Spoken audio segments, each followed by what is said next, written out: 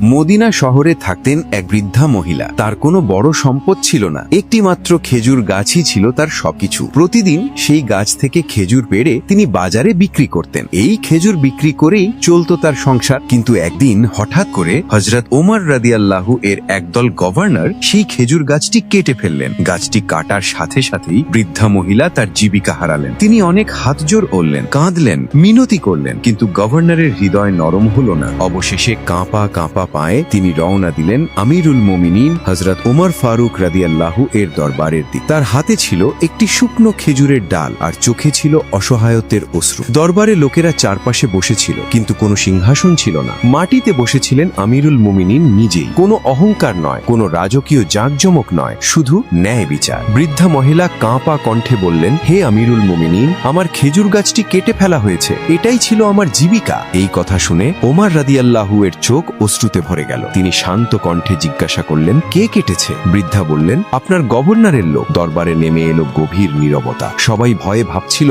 এখন কি হবে। ওমর রাদিয়াল্লাহু উঠে দাঁড়ালেন। তার কণ্ঠ কাঁপছিল, কিন্তু সিদ্ধান্ত ছিল দৃঢ়। তিনি বললেন, ওমরের নিজের ছেলে যদি অন্যায় করে তবুও ন্যায় বিচার থামবে না। সঙ্গে সঙ্গে আদেশ দেওয়া হলো, শুধু গাছের দাম নয়, পুরো বাগানের মূল্য বৃদ্ধা মহিলাকে দিতে হবে। তারপর ওমর রাদিয়াল্লাহু বললেন, ওই খেজুর গাছটি শুধু কাঠ ছিল না, এটি ছিল একজন মায়ের পুরো জীবন জীবিকা। বৃদ্ধা মহিলা কাঁদতে কাঁদতে বললেন, আজ আমার গাছটি ফেরত পাইনি, কিন্তু আমি ইসলামের ন্যায় বিচার পেয়েছি। এই কথা শুনে আমিরুল মুমিনিনের দাঁড়ি অশ্রুতে ভিজে গেল। তিনি আকাশের দিকে তাকিয়ে বললেন, হে আল্লাহ, যেদিন কোনো নির্যাতিত ব্যক্তি আপনার কাছে চিৎকার করবে সেদিন ওমরকে অপমান করো না।